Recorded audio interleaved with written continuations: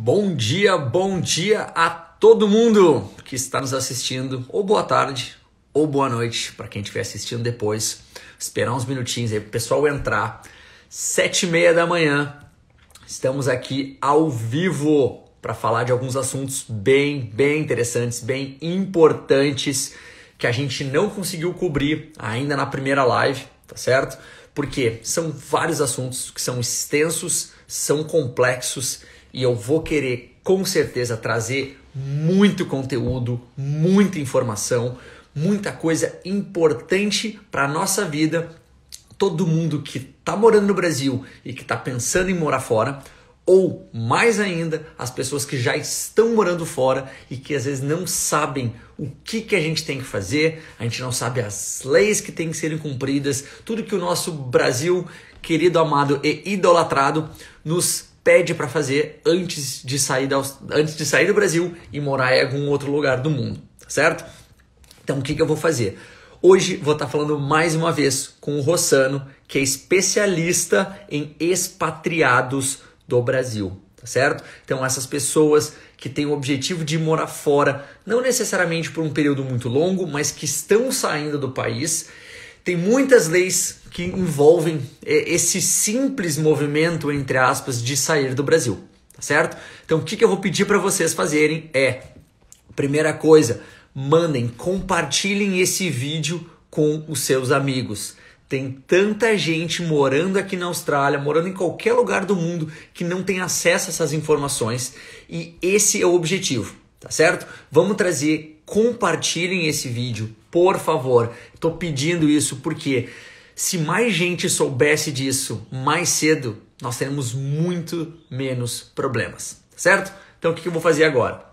Agora eu vou chamar o Rossano, vou convidar ele aqui para entrar aqui na live comigo, tá certo? E aí a gente começa a falar de coisa mais séria, tá certo? Então vou estar enviando ele e agora a gente vai aguardar Rossano entrando na live, a gente começa a falar, nós temos uma listinha de perguntas. Bem-vindo, Rossano, bem-vindo mais uma vez. Bom dia, Raul, como é que você está? Tudo bem, maravilha. Como é que estamos por aí? Final de dia, final de tarde? Bom dia para você, para mim é boa noite, né? Estamos aqui começando a noite aqui no Brasil, então eu nunca sei como cumprimentar as pessoas que estão assistindo essa live agora, se bom dia, boa noite, boa tarde, porque não sei se a maioria das pessoas que estão assistindo estão na Austrália hoje, estão no Brasil ou estão em algum outro lugar do mundo, né? Sim. Não, e não adianta, como o vídeo vai ficar aqui, a gente vai seguir esse vídeo, vai ficar salvo depois, eu vou passar ali para o YouTube para a gente ficar. E eu sempre digo, eu dou bom dia, boa tarde, boa noite. Então eu já resolvo todo. É isso aí. É isso aí. Bom dia, boa tarde, boa noite, Raul e todos que estão nos assistindo. Obrigado. Então, Rossano, mais uma vez, muito obrigado. A gente está vendo aí que já tem gente de outros países, não só a Austrália. Tem algumas pessoas que ainda estão no Brasil, tem gente na Europa, Canadá, Estados Unidos. Recebi pessoas que estão no Japão, pessoal mandando mensagem interessados nesse assunto, porque não é somente a Austrália. Claro, o objetivo aqui é a gente falar algumas coisas específicas da Austrália, porém, não é só isso. As leis são para todo mundo, tá certo? Então, é isso aí. Obrigado pelo teu tempo. Sei que tem um cara extremamente busy, como a gente chama, a gente fala aqui na Austrália, né? Muito comum. Então, te agradeço mais uma vez de estar tirando esse tempo e trazendo conhecimento para as pessoas, trazendo informação. E o objetivo não é apavorar ninguém, mas é só alertar, porque quando a gente tem informação, depois que tu tem informação, as ações que tu vai tomar são contigo, né? São com cada pessoa. É isso aí. O trabalho aqui a gente está fazendo aí, tá bom? É isso aí. Legal. Beleza. Quer falar alguma coisinha antes da gente começar? Senão eu já vou começar a metade aqui das perguntas, né? Vamos lá, eu queria agradecer também, né? Te peço desculpas a gente não ter conseguido fazer mais dessa live antes e tudo mais. Realmente é muita coisa aqui e vamos tocar o pau. Eu acho que a gente pode dar vamos dizer assim, um gancho um pouquinho no que nós falamos da última vez, né? Para aquelas pessoas que não acompanharam e não viram os vídeos que você postou no YouTube. Nós falamos da última vez sobre residência e não residência, né? E a partir daí muitas pessoas acabaram procurando nosso escritório aqui para falar um pouquinho mais sobre isso, etc. Mas para quem está chegando agora no assunto, tá? Tem já um material que uma live anterior que a gente já fez, para falar o começo do começo, que é residência e não residência fiscal, né? Quem é residente, quem é não residente, como é que se qualifica uma coisa e outra, o que tem que fazer quando você é não residente fiscal, né? Entregar a declaração de saída definitiva, comunicado de saída, etc. E nós falamos lá um monte de coisa lá a respeito disso. Então hoje a nossa ideia seria falar um pouquinho, avançar um pouquinho o tema, né, já pensando no que nós conversamos da última vez. Exato, perfeito. Vamos seguir nesse caminho, vamos construindo essa base de conhecimento, que é a grande ideia, né? Então tem muito conteúdo, como a gente fala entre a gente sempre, né? Tem muita live para fazer ainda e que tem esse espaço entre uma e outra para as pessoas também conseguirem absorver, conseguirem entender e tomar essas ações, né? É isso aí. Então, eu vou começar com a nossa primeira pergunta, então, de hoje, que é o seguinte. Então, assim, ó, vamos lá. Eu sou um não residente do Brasil, certo? E aí eu pergunto, eu pago imposto no Brasil? Legal. Isso é uma coisa muito importante, né? Então, para aquelas pessoas que já, né, assistiram o conteúdo anterior, já falaram assim, cara, eu sou não residente fiscal no Brasil, né? Essa pergunta é dessas pessoas, tá? Se você ainda não sabe se você é residente ou não residente, dá uma olhada lá nos vídeos lá na anterior, tá? Mas vamos lá.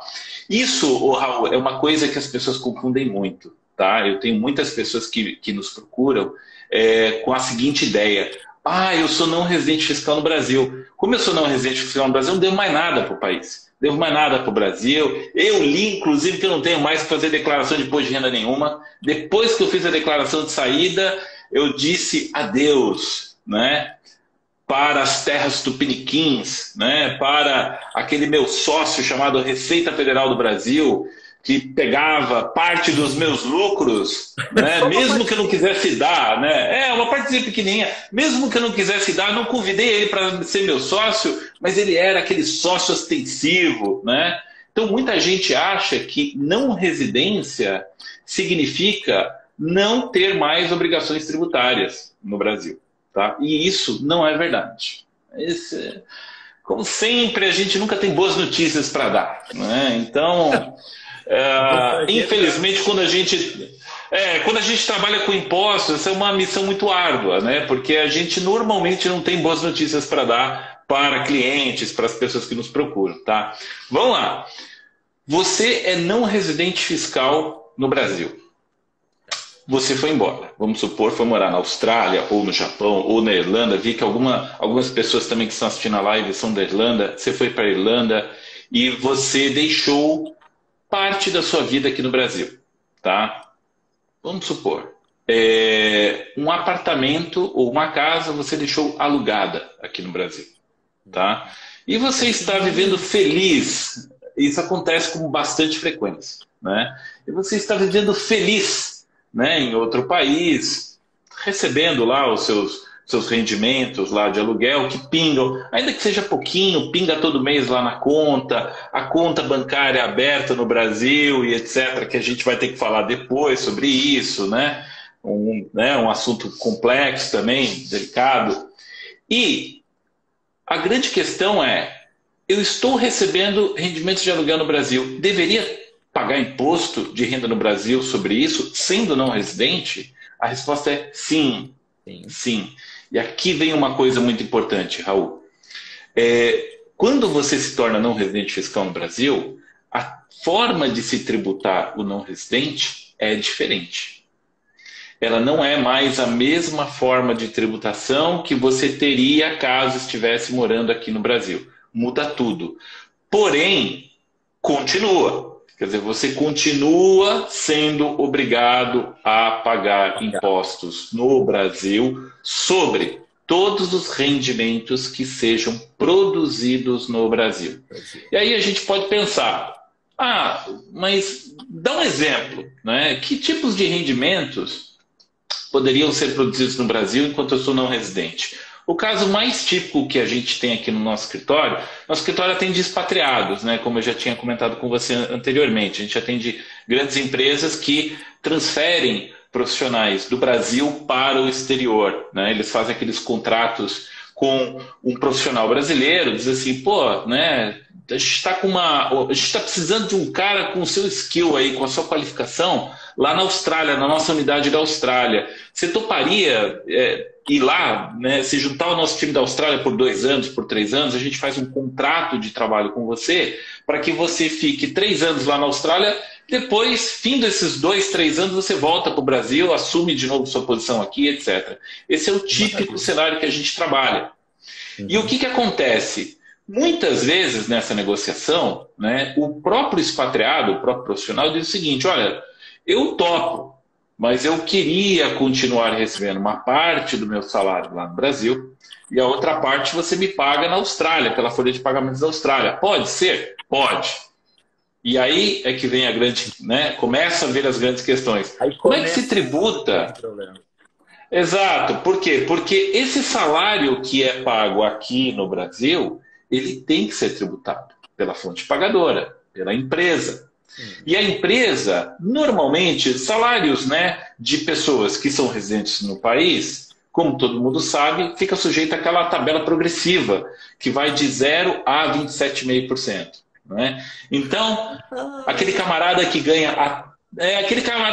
até mais ou menos R$1.908, alguma coisa, R$1.910, ele sabe que na tabela progressiva ele está naquela primeira faixa que é a faixa de isenção. Então, quando ele se torna não residente fiscal, acabou a tabela progressiva. Não existe mais tabela progressiva. Já era. A tributação é outra. É uma tributação definitiva, é uma alíquota fixa em que você pode deduzir praticamente nada. Você não tem mais escalonamento, você não tem nada. É tributação na navalha, é pau na porrada. 25%, por exemplo, os salários, né? A maioria dos rendimentos que ficam no Brasil para o não residente se tributa 25%. E 25% que a gente chama qual alíquota, né? Então, a regra geral...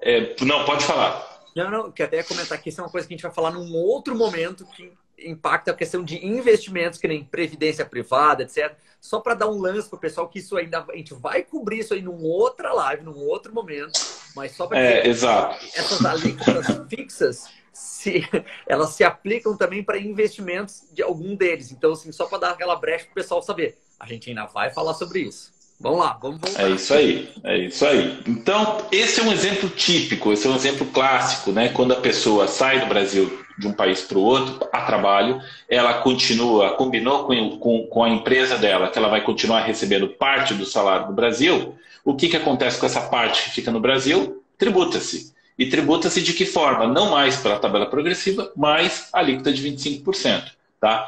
Exclusiva de fonte. O que isso significa, exclusivo de fonte? Exclusivo de fonte significa que é um imposto definitivo. Ou seja, sempre o não residente ele vai ser tributado no Brasil em cima de uma tributação definitiva. Ou seja, pagou, acabou o assunto. Ninguém tem mais nada a reclamar. Receita Federal não pode cobrar mais e você também não vai poder pedir restituição.